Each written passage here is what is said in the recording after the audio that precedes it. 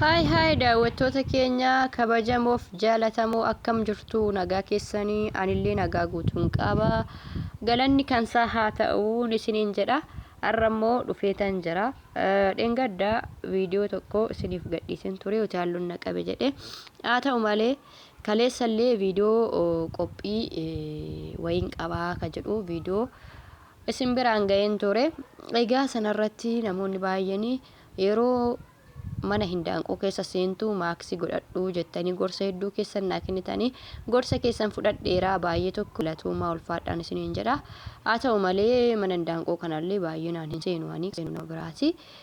sababa hindaanqoof osoo hin ta'in manni hindaanqoos immoo sirriitti eegamaadha akka hubattaniifini manni hindaanqoo keessi xiraa of keessaa hin qabu eegamaadha matumtishii hindaanqoon foonaa kana keessa jirtu kunuunsa akkuma namaati jechuudha qulqullinni ishiis akkuma namaatti wanti hunduu akkuma namaatti dhugaa dubbachuudhaa fi sanangoone taananii fayyummaan ishii baay'ee amansiisaa miti isiniin jechuun barbaade egaa waa'ee hindaanqoo oddan kaasee ijoollonni baay'een tarii mana foonaa keenya keessaa mana kireessinu qabnaa hindaanqoo horsiisuun foonaa keenya keessatti shittaa ishiitti fufuunuuf ta'a namni mana nurraa kireeffatee foonaa keenya keessa jiraachaa jiru shittaa isaatiif yoo nutti ka'e yookiin yoo nu jalaa ba'e waan jettanitu jira garuu walumaa galatti lukkuun amma horsiisaa jiru kun akka namaatti qulqullina ishii kan isin eegdani yeroodhaan jalaa arama malee zimbiloo hindaanqota ishii kaan miti jechuudha kan habashaa miti kanas beekuun dirqama isinitti ta'an sodaatinaati hojii eegalaa sodaan akkanaa sirrii mitiin isiniin jedha egaa viidiyoo guyyaa kaleessaa keessatti immoo qophii akkan qabu isinitti himee viidiyoo isinii waraabeen ture viidiyoo sana keessatti egaa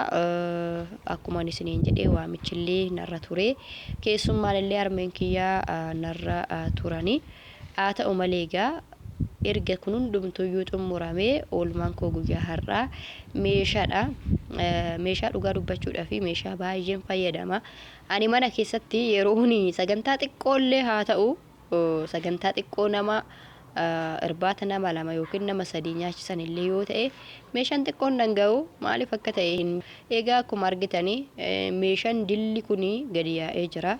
meeshaan dilli kun dheengadda qidaamee fi sanbata guddaa haga har'aatti kan itti fayyadamedha egaa meeshaan egaa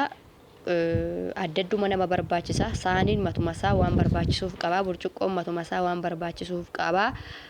maxxaxabaan matumasaa waan barbaachisuuf qaba hundumti isaa egaa kanaaf gadi yaa'ee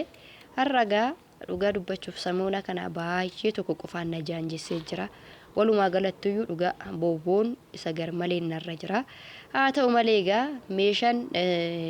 wantoota garagaraatiin xuxuqamee yeroo mana keessa taa'u baay'ee tokko reenfa natti fakkaata jechuudha akka kootti natti hin tolu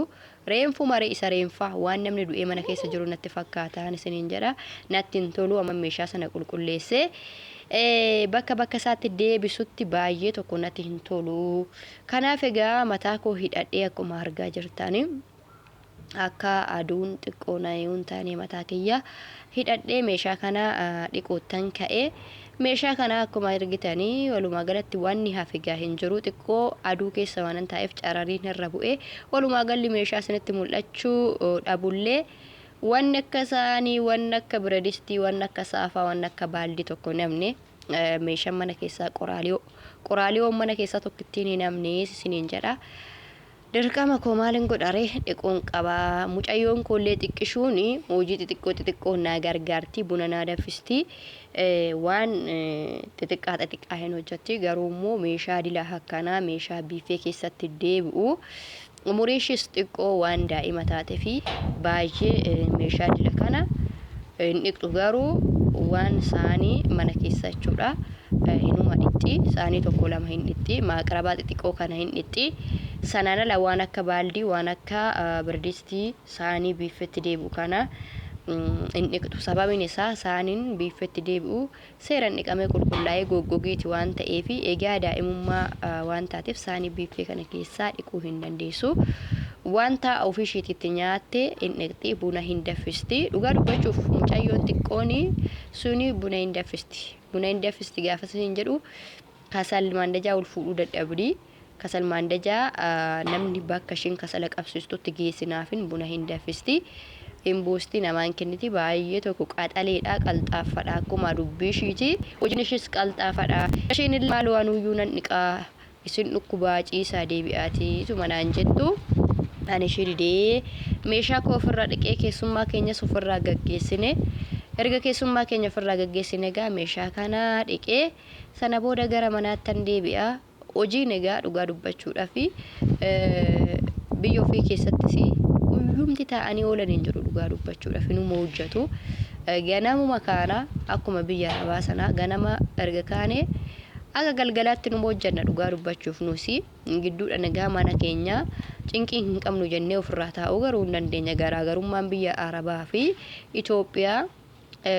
yoo fakkeenyaaf fi numatu itti dhiphatee kana bakkeedhaan geenyu malee jedha malee mana keenya keessatti amma kana boodan hojjedha jennee taa'uun hin danda'ama garuu biyya arabaatti taa'uun kun agasmaraa yoo nama dhukkubeeyyuu iddoo tokko tokkotti madaamonni tokko tokko yoo nama dhukkubeeyyuu banadoolii fudhadhu hojiitti ka'e namaan jedhu jechuudha madaamin kiyyallee akkas turte yeroo seexanni itti ka'uu na dhukkubaa gaaffii jedhee ergi na dhukkubu